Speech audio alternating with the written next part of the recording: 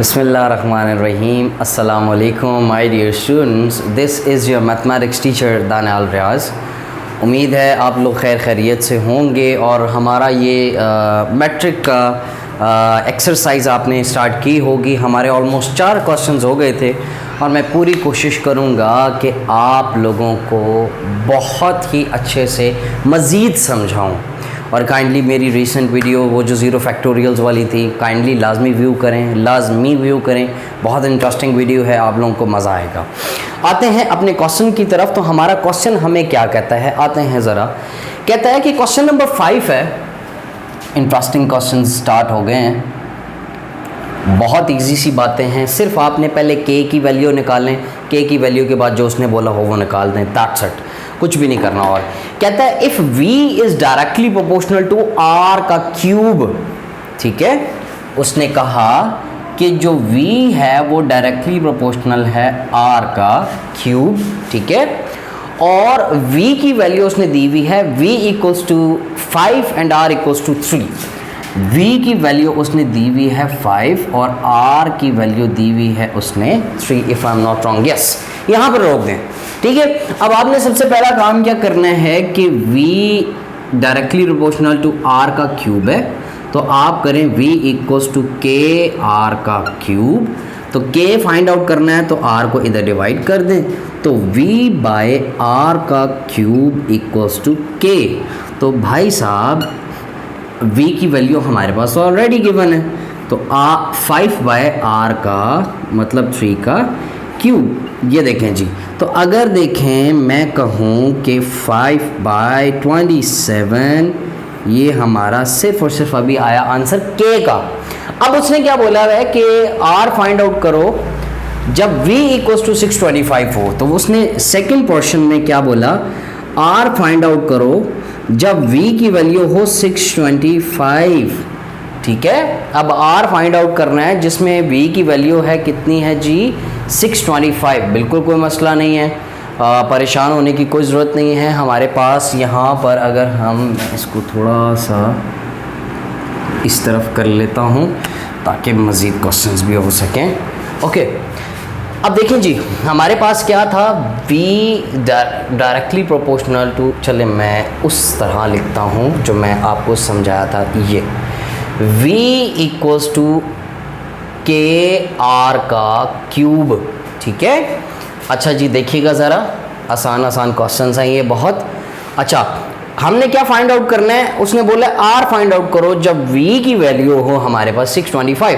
तो 625, ठीक है, और k की वैल्यू हमारे पास k 5 बाय 27, r का क्यूब वैसे का वैसा। ये डिवाइड ऊपर जाके मल्टीप्लाई हो गया, 27 multiply by 625 by 5 equals to r का क्यूब, ठीक है। आपने सिर्फ और सिर्फ मल्टीप्लिकेशंस करके हमारे पास डायरेक्ट वैल्यूज़ निकाल दिया करें।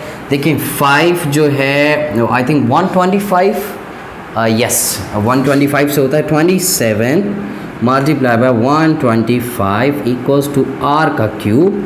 ये आ गया भाई साहब r का क्यूब, ये आ गया 3 का क्यूब, ये आ गया 5 का क्यूब।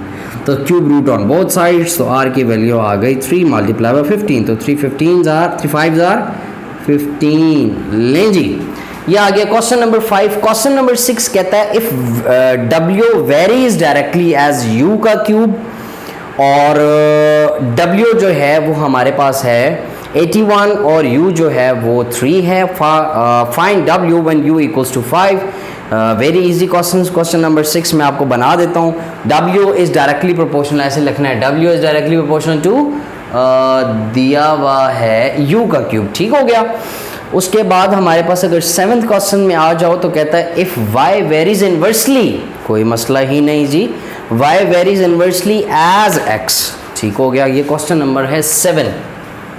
क्वेश्चन नंबर 7 में कहता है if y varies inversely, y varies inversely की बात करेगा तो 1 बाय, ठीक है, इन्वर्सली एज x, ठीक है। जबकि वो y की वैल्यू आई थिंक और x की वैल्यू देगा तो y है 7 और x है 2, y है 7 और x है 2, सॉरी ये है 2।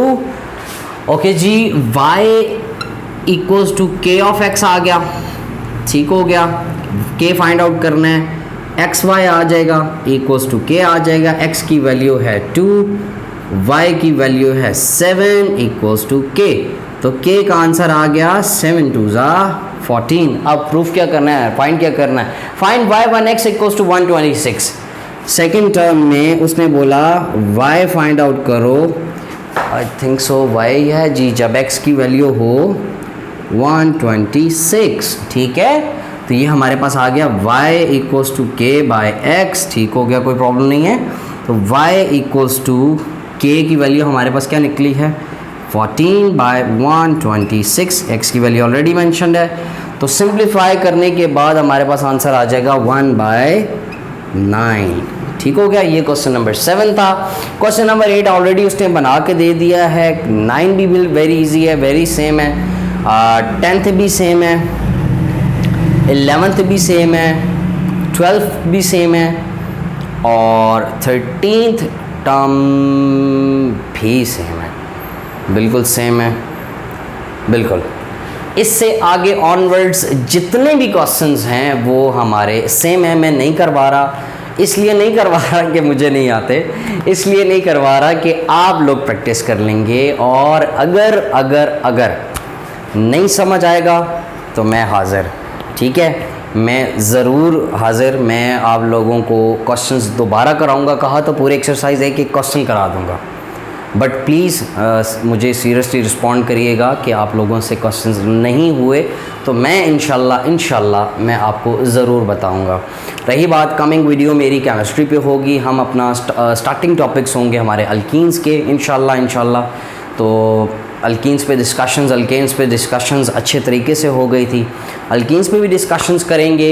बहुत सारे स्टूडेंट्स का अकॉर्डिंग टू था, जब वोटिंग हमने की थी तो फ़िज़िक्स का भी बहुत सारी बात की थी। आई थिंक एक स्टूडेंट ने I don't know the name is, उसने मुझसे फ़िज़िक्स का कहा था। तो मैं पूरी कोशिश करता हूँ कि मैं अपने स्केड्यूल में थोड़ा टाइम निकालूँ। मेरे लिए इतना टाइम भी बहुत मुश्किल हो रहा है क्योंकि I have college, I have that home tuitions, I have academy, so it's very tough for me, it's very tough, but इंशाल्लाह I try my level best कि मैं इन चीज़ों को सॉर्ट आउट कर लूँ सिर्फ आपके लिए, ठीक है। मैं पूरी कोशिश करूँगा, वादा नहीं करता, बट पूरी कोशिश करूँगा इंशाल्लाह। केमिस्ट्री के साथ साथ मैं थोड़ा फ़िज़िक्स की तरफ भी आऊँ, ठीक है।